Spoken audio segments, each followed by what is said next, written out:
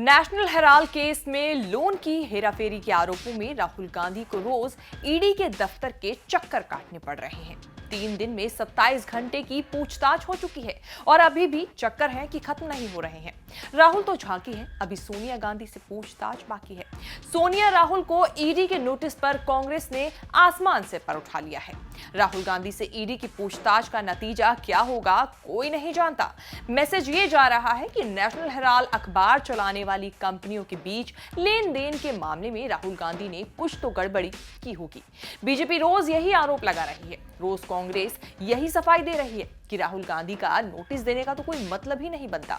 अब क्या है पूरा मामला, आइए जानते हैं इस रिपोर्ट में। नमस्कार, मैं हूं कीर्ति और आप देख रहे हैं न्यूज़ तक। आगे बढ़ने से पहले बात करते हैं कुकू एफएम की। सेलिब्रेट हर घर कुकू एफएम के संग। और कुकू एफएम चाहता है आपके हर फैमिली मेंबर के पास हो नॉलेज का अनलिमिटेड एक्सेस।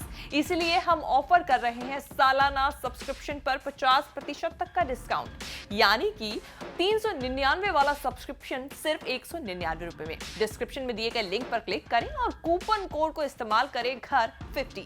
ये ऑफर सिर्फ 19 जून तक, जल्दी कीजिए। हमारे देश के चुनावी सिस्टम में एक बात अच्छी है, जो भी व्यक्ति चुनाव लड़ता है उसके बारे में सब कुछ चुनाव आयोग पता कर लेता है। चुनाव आयोग को एफिडेविट दिए बिना कोई चुनाव नहीं लड़ सकता। एफिडेविट देने में हेराफेरी की तो उसका पॉलिटिकल करियर खत्म होना तय है। राहुल गांधी 2004 से लोकसभा चुनाव लड़ रहे हैं। उनकी सारी कुंडली चुनाव आयोग के पास है। अलग बात यह है कि ईडी उनसे संपत्ति, शेयर, निवेश को लेकर दर्जनों सवाल पूछ रही है। 2019 में राहुल ने वायनाड और अमेठी से चुनाव लड़ने के लिए एफिडेविट दिया था। आप जब एक एक डिटेल जानेंगे तो समझ जाएंगे कि राहुल गांधी कितने मामूली और कितने गैर मामूली व्यक्ति हैं। चुनाव आयोग को दी गई जानकारी के मुताबिक राहुल गांधी करीब 16 करोड़ की संपत्ति के मालिक हैं। ये घोषित संपत्ति है, मतलब जो है उसकी जानकारी इनकम टैक्स और सरकारी एजेंसियों के पास है। 16 करोड़ इतनी बड़ी रकम है कि अगर राहुल आज से ठान लें कि कमाने के लिए कुछ नहीं करेंगे, तब भी उनकी बाकी की जिंदगी शान और शौकत से कट जाएगी। एफिडेविट के मुताबिक 2019 तक राहुल के पास 15 करोड़ 88 लाख रुपए की संपत्ति है। 2014 में उन्होंने 9 करोड़ 40 लाख की संपत्ति बताई थी। 5 साल में राहुल को 6.48 करोड़ रुपए का इजाफा हुआ। इसमें चल संपत्ति है 5 करोड़ 80 लाख 58,799 रुपए की। अचल संपत्ति है 10 करोड़ 8 लाख 18,284 रुपए की। अचल संपत्ति मतलब जमीन, फ्लैट, दुकान। चल संपत्ति मतलब bank balance, bank FD, share, mutual fund, jewellery. 17,93,000 रुपए अलग अलग बैंकों में जमा है। उनके पास 333.4 ग्राम गोल्ड है, जिसकी कीमत 2019 में 2,91,367 रुपए थी। तब सिर्फ 40,000 कैश होता था उनके पास। राहुल ने 5 करोड़ 19 लाख रुपए बॉन्ड, शेयर्स, म्यूचुअल फंड में इन्वेस्ट किए हुए हैं। इनकी वैल्यू कम ज्यादा होती रहती होगी क्योंकि ये सब मार्केट लिंक्ड होता है। इतनी संपत्ति होने के बाद भी राहुल गांधी के पास अपनी कार नहीं है।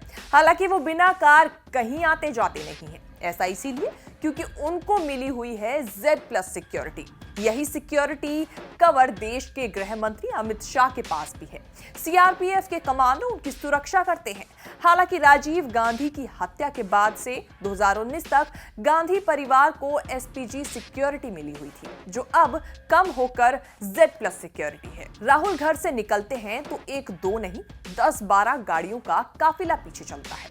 वो भी छोटी मोटी गाड़ियां नहीं, महंगी वाली एसयूवी वाला काफिला होता है। राहुल का जैमर बुलेट प्रूफ एसयूवी में चलते हैं राहुल गांधी। पार्टी नेता कार्यकर्ताओं की गाड़ियां चलती हैं, उनकी कोई गिनती नहीं होती। वैसे तो उन्हें ड्राइव करने की भी जरूरत नहीं है, लेकिन वो अक्सर ड्राइविंग सीट पर दिख जाया करते हैं। राहुल जब तक सांसद हैं, उनको अपने लिए घर के बारे में नहीं सोचना है। पहली बार सांसद बने तब भी सरकारी बंगला अलॉट हुआ था। आज भी 12 तुगलक लेन में शानदार बंगले में रहते हैं। राहुल जब तक सांसद हैं तब तक बड़ा वाला एक सरकारी बंगला दिल्ली के लुटियन जोन में राहुल के पास रहेगा। राहुल का खुद का तो कोई घर नहीं है, लेकिन दिल्ली के सुल्तानपुर में उनके पास एग्रीकल्चर लैंड है, जिसमें प्रियंका गांधी की भी हिस्सेदारी है। 2019 में जमीन की मार्केट वैल्यू करीब 1 करोड़ 32 लाख रुपए बताई गई थी। गुरुग्राम में एक ऑफिस स्पेस है जिसकी कीमत 2019 में 8 करोड़ 75 लाख रुपए आंकी गई थी। राहुल गांधी की इनकम का मेन सोर्स है सांसद के तौर पर मिलने वाली सैलरी, लेकिन उनकी कमाई किराए से, शेयर बाजार से, बॉन्ड से, बैंक एफडी से भी होती है। राहुल गांधी कई बार बोल चुके हैं कि वो सत्ता के बीच पैदा हुए हैं और इसमें उनका कोई कसूर नहीं है। गांधी जैसे परिवार में पैदा होने के कारण राहुल को बहुत सारा ऐश्वर्य जन्मजात मिला है। अलग बात यह है कि आज उन्हें 16 करोड़ के मुकाबले बहुत थोड़ी सी रकम के चलते ईडी के चक्कर काटने पड़ रहे हैं। आगे देखने वाली बात यह होगी कि राहुल का ये जो पूरा मसला है, ईडी की जो पूछताछ है राहुल से, वो कहां आकर थमती है। जैसा कि हमने अभी पहले ही बोला था कि राहुल से पूछताछ जारी है, लेकिन सोनिया से पूछताछ अभी बाकी है। अब देखने वाली बात यह होगी कि आने वाले दिनों में ये पूछताछ कहां तक पहुंचती है। आपको हमारी ये रिपोर्ट कैसी लगी? अपने फीडबैक्स हमारे साथ जरूर शेयर करें।